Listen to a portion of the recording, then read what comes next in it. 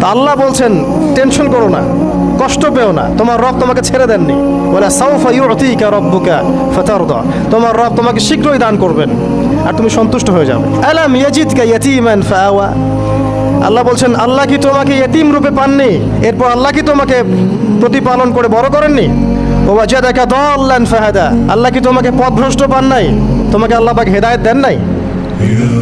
রাসূলুল্লাহ সাল্লাল্লাহু আলাইহি ওয়াসাল্লাম বলেন সাল্লাল্লাহু আলাইহি ওয়াসাল্লাম যে জাহান্নামে আমাকে মেরাজের রাতে জাহান্নাম দেখানো হয়েছে, মেরাজের রাতে আমাকে জাহান্নাম দেখানো হয়েছে।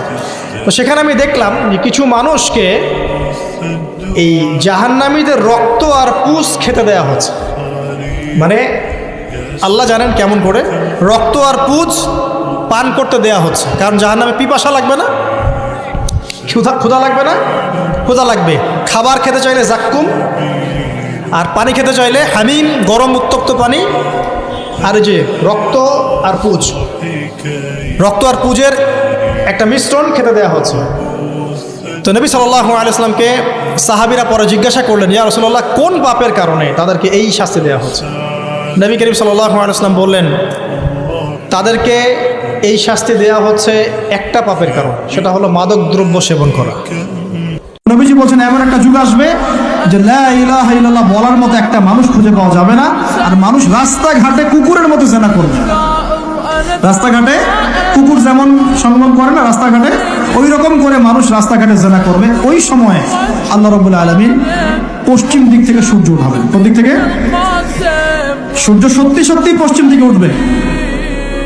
পৃথিবী একদিকে ঘুরছে না এখন, কে জানে আল্লাহ পাক পৃথিবীর ঘূর্ণন থামিয়ে উল্টা দিকে ঘোরাতে পারেন, পারেন না? অবশ্যই পারেন।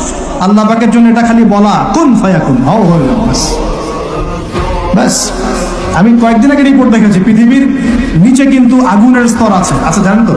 পৃথিবীর নিচে আগ্নেয়গিরিগুলো আছে। পৃথিবীর ভিতরেও একটা ঘূর্ণন হয়, সেই ঘূর্ণনের দিক পরিবর্তন হচ্ছে দিন দিন, এমনটা রিপোর্ট এসেছে। দেখেন, মানুষ নিশ্চিন্তে নাক ডেকে ঘুমাচ্ছে, কিন্তু মানুষের সামনে অপেক্ষা করছে মালাকুল মাউত, মৃত্যুর ফেরেশতা। ভাই, আমরা সবাই মারা যাব, এই কথাটা কি আপনারা বিশ্বাস করেন? এই কথা যে বিশ্বাস করে যে পৃথিবীতে সে চিরস্থায়ী নয়, চিরদিন থাকতে আসে নাই, সে কি পৃথিবীতে উদ্ধত আচরণ করতে পারে? পাপ করলেও তো সে তওবা করে ফিরে আসবে, তাই নয় কি? তো মানুষের চলাফেরা দেখলে মনে হয় মানুষ এখন মৃত্যুবরণ করবে না, মৌতের কোনো ফিকির নেই মানুষের। আল্লাহর সামনে দাঁড়াতে হবে, জবাব দিতে হবে, এই চিন্তা মানুষের মধ্যে নাই। সারাদিন দুনিয়া নিয়ে মানুষ ব্যস্ত হয়ে আছে। আল্লাহ পাক হেফাজত করুন আমাদেরকে।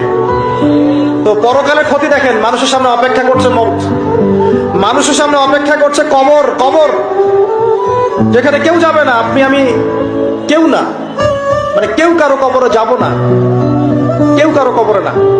চিন্তা করতে পারেন যে আমাদেরকে একা একা কবরে যেতে হবে, সেখানে দুইজন ফেরেশতার সম্মুখীন হয়ে সওয়াল জবাব দিতে হবে, কেউ পার পাবে না। নামাজ পড়ছে একজন ব্যক্তি, সে আল্লাহর সাথে সরাসরি কথা বলছে, তার পাশে কথা বলা জায়েজ নেই। এমনকি নামাজরত ব্যক্তির পাশে কোরআন তেলাওয়াত করাও জায়েজ নেই। আমি কথা কি বুঝতে পারছেন? একজন ব্যক্তি নামাজে দাঁড়িয়েছে, আল্লাহর সাথে কথা বলছে, পাশে আপনি কোরআন তেলাওয়াত করতে পারবেন না জোরে জোরে, মনে মনে করতে হবে, করতে চাইলে মনে মনে করতে হবে। অনেক সময় মসজিদের ভিতরে দেখবেন নামাজ পড়া হচ্ছে, শোরগোল করছে। নবী সাল্লাল্লাহু আলাইহি ওয়াসাল্লাম বলেছিলেন, আখিরুজ জামানে, তিরমিজিতে আছে হাদিসটা, আখিরুজ জামানে ইসলামের নামটুকু থাকবে, ইসলামের প্রকৃত বিষয়গুলো থাকবে না। কোরআনের মাসহাফ থাকবে, যে মাসহাফ, কোরআনের মাসহাফটা থাকবে, এর শিক্ষাগুলো থাকবে না। মসজিদগুলো হবে চাকচিক্যময়, কিন্তু মসজিদ হবে হেদায়েত শূন্য। আর চতুর্থ লাইনটা আরো ভয়ঙ্কর।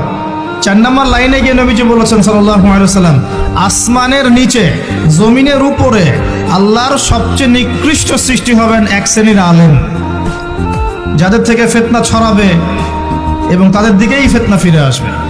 তিরমিজির মধ্যে হাদিসটা আছে, যে কোনো আলেমকে জিজ্ঞাসা করেন এটা কোন শ্রেণীর আলেম, এটা বোঝার জন্য আপনার পিএইচডি করার দরকার নাই। যারা দিনকে দুনিয়ার বিনিময়ে বিক্রি করেছে তারাই সেই শ্রেণীর আলেম। যারা সত্য কথা বলতে ভয় পেয়েছে তারাই সেই শ্রেণীর আলেম। যারা সত্যকে মিথ্যার সাথে মিশ্রিত করেছে তারাই সেই শ্রেণীর আলেম। এবং যারা ইসলামের নামে উম্মাকে শতদা বিভক্ত করে দিয়েছে এরাই সেই শ্রেণীর আলেম।